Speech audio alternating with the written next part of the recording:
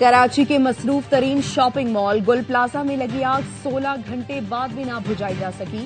Fire fighter समेत 6 अफराद जाँ बहक, 20 जख्मी, 11 की हालत तशवीशनाक। प्लाजे में कई अफराद फंस गए। आतिशज़दगी के बायस ग्राउंड फ्लोर जल गया। देखते ही देखते आग तीसरी मंजिल तक पहुंच गई। इमारत के कुछ हिस्से जमीबोस हो गए। फायर फाइटर्स 20, एक बाउजर, स्नॉर्कल्स 30 तीसरे दर्जे की आग बुझाने में मसरूफ। गुल प्लाजा में 1200 से ज्यादा दुकानें हैं। छत पर गाड़ियां और जनरेटर्स भी मौजूद हैं।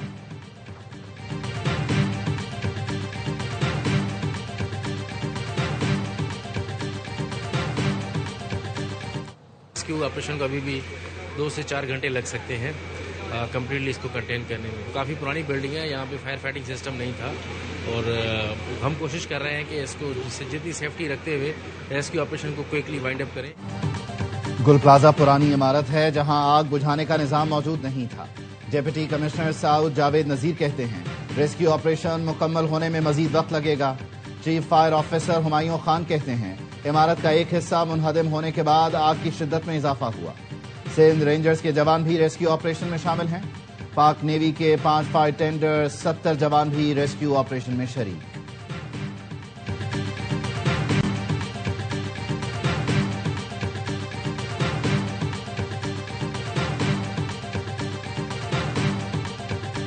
लास्ट टाइम उसकी कॉल आई थी 10:30 बजे। बोल रहा है भाई मैं मर जाऊंगा, इधर आग लगी हुई है, मुझे बचा लो। आखिरी फोन भी इसका यही आया 10 बजे के बाद कि मुझे यहाँ से निकालो, दम घुट रहा है मेरा, ये वो इस करके इसका फोन गिर गया नीचे। इसके बाद पता नहीं चला जल गई। बस उस वक्त सब मेरे हस्बैंड लोग पहुँच गए थे। मेरा दामाद बहुत परेशान है, वो भी रो रहा है। ज़ाहिर है इतना बड़ा नुकसान। मेज़नैन पे अभी भी लोग फंसे हुए, अभी भी कोई कंफर्म नहीं कितना अफराद हैं। हमारी बच्ची ने फोन करा कि अम्मा कौसर मामी की सारी फैमिली यहाँ पर आई हुई है, उसकी शॉपिंग करने आए थे। बच्चा नहीं मिल रहा हमारा, कुछ पता नहीं। गुल प्लाजा में आग लगने के बाद मुतअद्दिद अफराद लापता। एक ही खानदान के खातून समेत 6 अफराद की तलाश। शादी की खरीदारी के लिए गुल प्लाजा आए थे। एक और खानदान के 4 अफराद भी लापता। एक खातून शामिल शादी की शॉपिंग के लिए आए थे।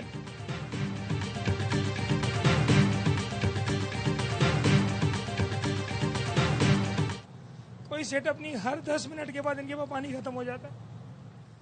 माल तो गया, खेर है, हो जाएगा। जानों का कौन जिम्मेदार है? लोग फोन कर रहे थे कि भाई हम इस जगह खड़े हैं, भाई हम इस जगह खड़े हैं, भाई हम यहाँ खड़े हैं।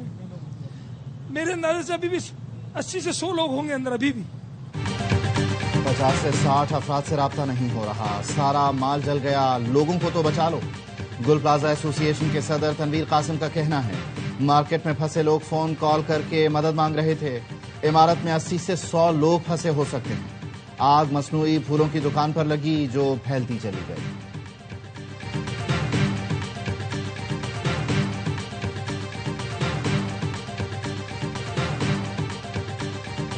वज़ीर आला सिंध मुराद अली शाह की गुल प्लाजा में आतिशज़दगी वाक़े की फौरी इंक्वायरी की हिदायत।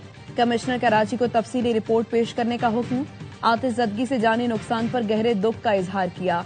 गफलत या लापरवाही साबित होने पर जिम्मेदारों के खिलाफ कार्रवाई की हिदायत। कहा कराची की कमर्शियल इमारतों में फायर सेफ्टी ऑडिट फौरी कराया जाए। सूबाई वजीर सईद गनी की गुल प्लाजा आमद। कहा डंडे के जोर पर हर चीज नाफिज नहीं कर सकते, लोगों से मिलकर चीजें ठीक करेंगे। हुकूमत सानहा गुल प्लाजा के मुतासरीन को मुआवजा देगी। मेयर कराची मुर्तजा वहाब का गुल प्लाजा में आतिशज़दगी के दौरान फायर फाइटर के शहीद होने पर इजहार अफसोस।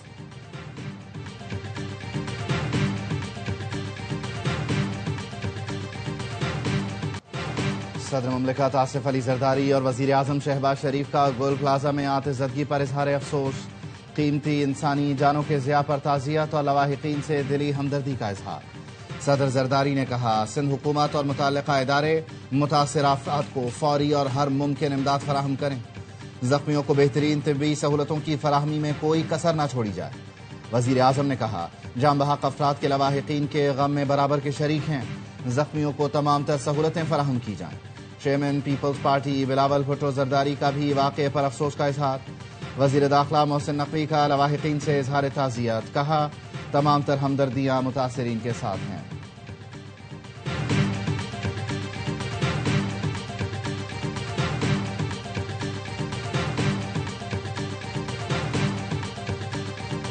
MQM का गुल प्लाजा आतिशज़दगी में लोगों के जाँ बहक होने पर अफसोस का इजहार। बयान में कहा, गुल प्लाजा में आतिशज़दगी सानहा है, जिम्मेदारान के तयन के लिए तहकीकात की जाएं।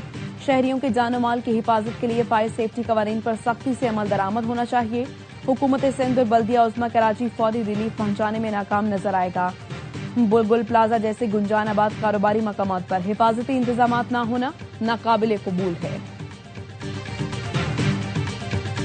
बांग्लादेश का भारत में वर्ल्ड कप न खेलने का फैसला बरकरार। आईसीसी वफ्द बांग्लादेश को राम करने में नाकाम। आईसीसी वफ्द बीसीबी को मनाने ढाका पहुंचा था। बांग्लादेशी बोर्ड ने कह दिया, हुकूमती हिदायत और सिक्योरिटी खदशात की वजह से भारत नहीं जा सकते, हमारे मैच कहीं और कराए जाएं। बांग्लादेश के फास्ट बॉलर मुस्तफिजुर रहमान को आईपीएल से निकालने और इंतहा पसंदी के बाद बांग्लादेश ने भारत में वर्ल्ड कप खेलने से इनकार कर दिया था।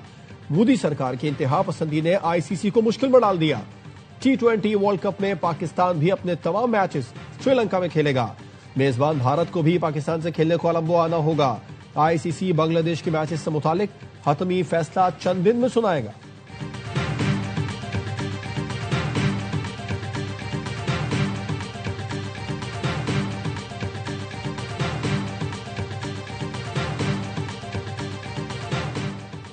अमरीकी सदर की मिस्र और तुर्किया के सदूर को खत लिखकर गजा अमन बोर्ड में शमूलियत की दावत।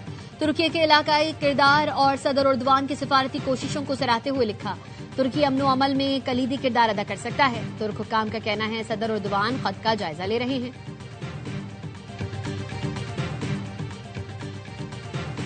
इसराइल ने गजा बोर्ड की तश्कील मुस्तरद कर दी। इसराइली वजीर आजम ऑफिस का कहना है, गजा बोर्ड की तश्कील के लिए राबिता नहीं किया गया। ये बोर्ड इसराइली हुकूमत की पॉलिसी के खिलाफ है।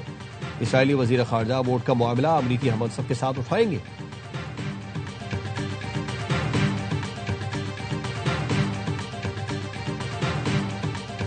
ईरान में नई क़यादत तलाश करने का वक्त आ गया। तेहरान में हुक्मरान हुकूमत चलाने के लिए जबर और तशद्दुद पर इन्हिसार करते हैं। क़यादत का मतलब एहतराम है, खौफ नहीं। ईरान के सुप्रीम लीडर के बयान पर अमरीकी सदर का रद्द अमल। कहा, इक़्तिदार बरकरार रखने के लिए हजारों अफराद को कत्ल करने के बजाय मुल्क को दुरुस्त तरीके से चलाने पर तवज्जो देनी चाहिए। नाकिस क़यादत की वजह से ईरान रहने के लिए दुनिया में बदतरीन जगह बन चुका है।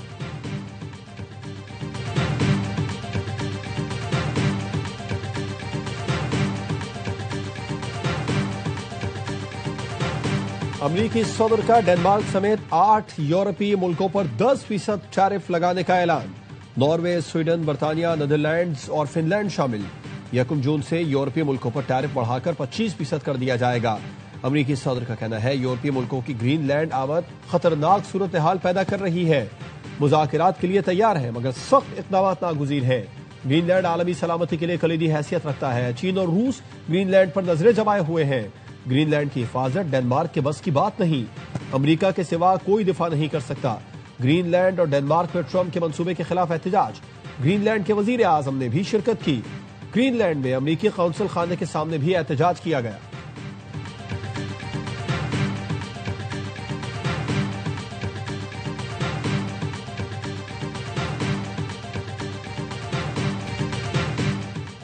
आलमी इक़्तिसादी फोरम में शिरकत के लिए वज़ीर आज़म शहबाज शरीफ आज स्विट्जरलैंड जाएंगे।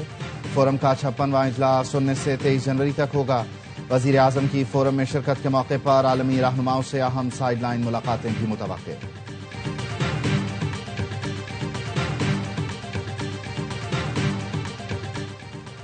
और आज मुल्क को कौमी यकजहती की अशद जरूरत है। मुल्क मुस्तहकम होगा तो ही तरक्की मुमकिन होगी। मौलाना अब्दुल कबीर आजाद का रावलपिंडी में कौमी यकजहती और पैगाम पाकिस्तान कॉन्फ्रेंस से खिताब।